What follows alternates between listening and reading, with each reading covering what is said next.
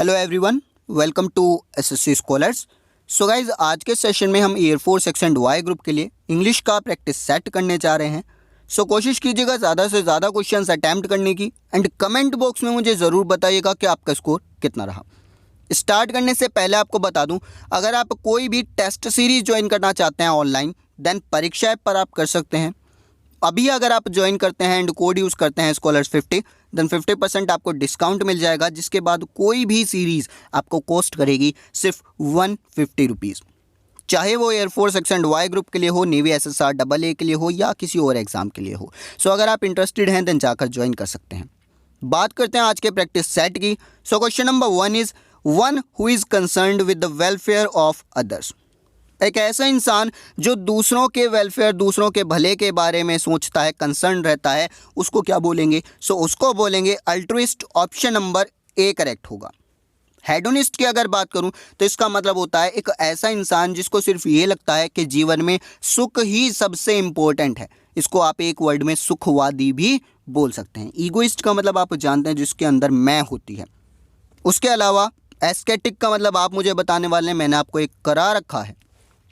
The number 2 is select the word with correct spelling. Spelling test से question है, accommodate की spelling बतानी है। यहाँ पर ऑप्शन नंबर सी करेक्ट होगा, एकोमोडेट। याद रखिए, इसमें डबल सी आता है, डबल एम आता है। The number 3 is select the antonym of. Loiter का एंटोनिम बताना है, अपोजिट बताना है। तो लॉइटर का मतलब है धीरे चलना या फिर देर करना, और इसको आप लैग भी बोल सकते हो, एम्बल भी बोल सकते हो। तो अपोजिट क्या होगा? अपोजिट होगा हैस्टन। हैस्टन का मतलब होता है जल्दी करना, यानी ऑप्शन नंबर बी करेक्ट होगा। Then number 4 is verb form of advice is. Advice का वर्ब फॉर्म बताना है। वर्ब फॉर्म हो जाएगी ऑप्शन नंबर ए। याद रखिए, जब आप एडवाइस की वर्ब फॉर्म बनाएंगे तो सिर्फ सी कन्वर्ट हो जाएगा एस में। ये वर्ड फॉर्मेशन से आपका सेंटेंस है, क्वेश्चन है, और इस पर मैंने अलग से एक सेशन बना रखा है। आप जाकर देखिए, उसमें सभी इंपॉर्टेंट वर्ड्स मैंने डिस्कस किए हैं। एक क्वेश्चन डेफिनेटली आता है आपके एग्जाम में। द नंबर 5 इज, यहाँ पर ट्रांसफॉर्मेशन से एक सेंटेंस बना है, बोला है change the following sentence into negative. Negative बनाना है। सेंटेंस है Rakhi has passed the MA examination. अब एक चीज़ याद रखिए, आपको जब ट्रांसफॉर्मेशन करने के लिए बोले सेंटेंस को, तो आपको ट्रांसफॉर्म ज़रूर कर देना है, बट मीनिंग चेंज नहीं होना चाहिए। जैसे राखी ने MA एग्ज़ाम पास किया है, तो आप जो नया सेंटेंस बनाए उसमें भी यही सेंस निकलनी चाहिए। ऐसा ना हो उसका मीनिंग बन जाए कि पास नहीं किया है। क्लियर? यहाँ पर आपका ऑप्शन नंबर ए करेक्ट हो जाएगा, क्योंकि इन्होंने बोला नॉट फेल्ड, यानी फेल नहीं हुई है। अब फेल नहीं हुई का मतलब क्या है? पास हो गई। नॉट पास्ड अगर आप करेंगे तो इसका मतलब है फेल हो गई। नेवर का मतलब होता है कभी नहीं। नेवर आप यूज़ नहीं करेंगे। नेवर कब होता? जब मेरे सेंटेंस में ऑलवेज यूज़ किया जाता, क्योंकि हमेशा का अपोजिट बनता है कभी नहीं। इसके बाद नेक्स्ट क्वेश्चन नंबर 6 क्या कहता है? Select the synonym of. Gregarious का सिनोनिम बताना है। तो ग्रेगेरियस का मतलब होता है झुंड में रहने वाला, या मैं बोल सकता हूँ सुसामाजिक, मिलनसार जो पर्सन होगा उसको बोलेंगे ग्रेगेरियस, और उसी को इंग्लिश में एफेबल भी बोलते हैं, यानी ऑप्शन नंबर सी करेक्ट हो जाएगा। इसके बाद अदर ऑप्शंस की बात की जाए तो इंट्रोवर्ट का मतलब क्या होता है? देखिए, वर्ल्ड पावर मेड इजी की जो हमारी सीरीज़ है उसमें मैंने आपको सभी करा रखे हैं। इंट्रोवर्ट एक ऐसा पर्सन होगा जो अपने विचारों को, अपनी बातों को अंदर ही अंदर रखे, वो किसी से शेयर नहीं करता, और ऐसे इंसान को हम शाय भी बोलते हैं, शर्मीला। मेलनचोली की अगर बात करूं, काफ़ी इंपॉर्टेंट है। इसका मतलब होता है सैडनेस, उदासी या फिर निराशा। पेंसिव का मतलब होता है थॉटफुल या फिर सीरियस। इसके बाद डायरेक्शन 7 एंड 8 आपका है स्पॉटिंग से। Question number 7 is I was taken by surprise when I came face to face with my school friend. यहाँ पर अगर मैं बात करूँ तो भाई इसमें कोई भी एरर नहीं है, ऑप्शन नंबर डी करेक्ट हो जाएगा। ऑप्शन नंबर डी करेक्ट हो जाएगा, no error. The number 8 is the factory complex houses a shop floor and 10 cubicles for the staff in an area of about 1000 square metres.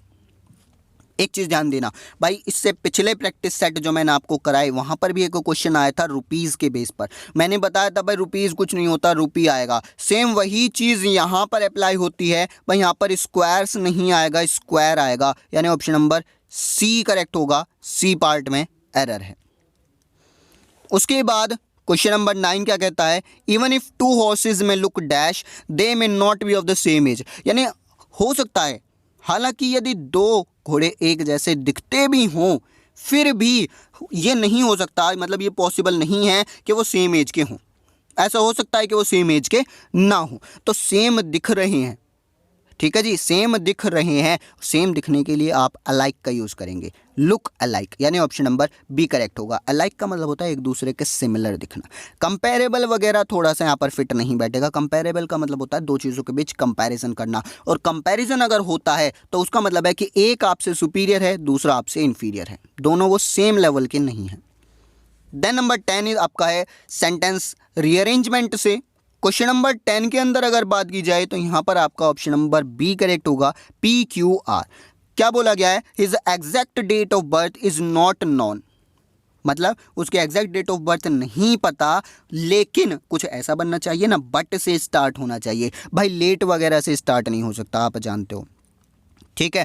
As से start हो सकता है but ज़्यादा suitable है। भाई उसके हमें एग्जैक्ट डेट नहीं पता जन्म की, लेकिन ऐसा माना जाता है कि he was born in late May. अब इतना तो कंफर्म है भाई, बोर्न इन के बाद कोई मंथ वगैरह आएगा, यानी इतना कंफर्म हो गया पी के बाद क्यू ही आना है। वो ऐसा सिर्फ एक ऑप्शन है, ऑप्शन नंबर बी। इसके बाद नंबर 11 है अ पर्सन विदाउट ट्रेनिंग और एक्सपीरियंस इन अ स्किल और सब्जेक्ट। भाई कोई भी ऐसा पर्सन, ऐसा व्यक्ति जिसके पास कोई भी ट्रेनिंग ना हो, कोई भी एक्सपीरियंस ना हो किसी एक स्किल के अंदर या किसी एक सब्जेक्ट के अंदर, उसको क्या बोलेंगे? भाई हिंदी में तो आप जानते हो उसको बोलते हैं नौसिखिया, और नौसिखिया को ही थोड़ा सा इंग्लिश वर्जन दो तो बनेगा novice. Option number D correct हो जाएगा।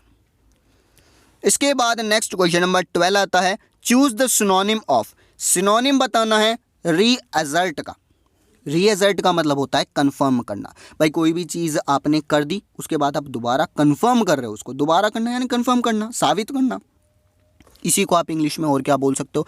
एक्नॉलेज बोल सकते हो। ऑप्शन नंबर बी करेक्ट होगा। रेनाउंस का मतलब आप जानते हो, इसको नहीं बताना पड़ेगा। रेनाउंस का मतलब होता है भाई त्याग देना, डिसबिलीव का मतलब विश्वास ना करना, और कंसील का मतलब होता है छुपा कर रखना, एक तरीके से कंसील करना।